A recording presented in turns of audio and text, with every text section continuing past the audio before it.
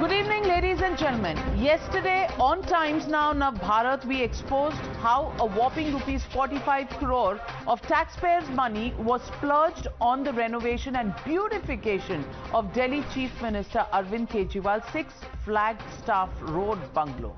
The Aam Aadmi today clearly is asking questions. They are angry. And why not? Absolutely justified in being angry and raising questions. They placed their trust and faith in the Aam Aadmi Party, but what did they get in return? Sirf aur sirf dhokha. Because all the claims today have turned out to be fake promises. All money spent on building a palace for a chief minister who promised it unconditionally that he would be honest and loyal to the Aam Aadmi. This expose, ladies and gentlemen, just keeps getting bigger and bigger. Tonight on the News Hour, we will show you how the Delhi Chief Minister betrayed the Aam Aadmi, and this was all carried out with an utter disregard to rules and regulations. A statutory body, the Delhi Urban Arts Commission, which was set up by an Act of Parliament, was first misled for 45 days on the nature and scope of work carried out inside the Chief Minister's bungalow.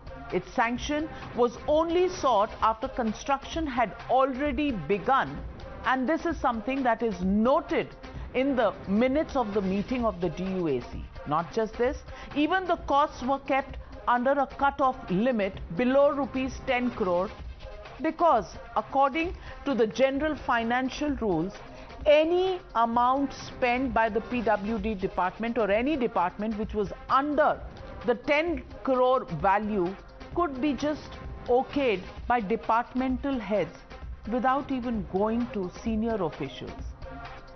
No permission required of any senior official, so the entire bureaucracy had no idea what was going on. Let me now show you one by one how the Delhi Chief Minister's residence beautification flouted these rules for the ridiculous splurge on his mansion. The first document is a minutes of the meeting of the Delhi Urban Arts Commission from 6 November 2020. And as I said, and I quote, it is mentioned in the project details that the site work has already commenced. Construction can only commence after approval. The question then is, how did the work start at least 60 days before approval? Because the first sanction of 7.92 crores came on the 1st of September 2020. Clearance being sought in November, when construction is already on at least 60 days in advance. In the same meeting, another observation was made that shows how the statutory body was misled. It says, as per the subject, proposal is for additions and alterations, and that's what every document of sanction shows, additions and alterations. Nowhere does it show that it is a reconstruction, and the minutes note that. However, it's clearly evident that an entirely new building is proposed by demolishing the existing structure. This needs clarification. That's what the statutory body said. The third document that I have in my hand reveals that even in its second sitting, that is on the 11th of December 2020, the Commission had not given approval to the building plan proposal, and specific observations were given then to the Delhi government. The fourth document shows that it was only on 18th December 2020 when the DUAC gave its approval. The revised proposal was approved with observations. The question then is, why did Aam Aadmi Party approach the nodal body for sanction 50 days after the work had already begun? Post facto? Why?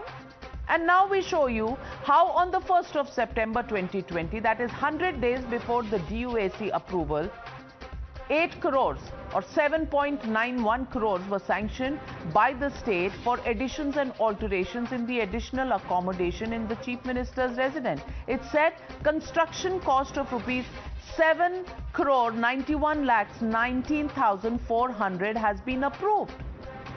How was the construction taking place? What about rules? Remember, ladies and gentlemen, the funds were sanctioned in at least 6 tranches for the construction of the Chief Minister's residence, What's interesting to note is that all costs were kept under 10 crores. The first sanction for 7.92 crore, the second for 1.64 crore, the third for 9.09 crore, all under 10 crore limit. This was cleverly done to escape the tender route, or so we understand, because that's what the GFR, the government financial rules, indicate, that below 10 crore, just sign by the chief engineer and move ahead. So was it to bypass the tender procedures, which is the known norm for government procurement? The Office Memorandum of Delhi Government's Finance Department of 2019 August says that rupees 10 crore, the power is vested with the HOD, the head of department, to sanction these expenses. Hence, the approval of secretaries was not even required. So the AAP Sarkar, in a very clever manner, managed to bypass the rules. No tender had to be floated, and the PWD secretaries were also kept completely out of the loop. Ladies and gentlemen, that really becomes the issue. Yesterday it was about propriety, today it is flouting the rules to benefit whom? This is the same Mr. Arvind Kejriwal who once slammed the then Chief Minister of Delhi, Sheila Dikshit, for allegedly having 10 air conditioners in her home. A classic case of pot calling the kettle black. Listen in to Arvind Kejriwal's charge, and that is the interview I did in Sheila Dikshit's house when she was Chief Minister. Not half as ostentatious as what these bills really show.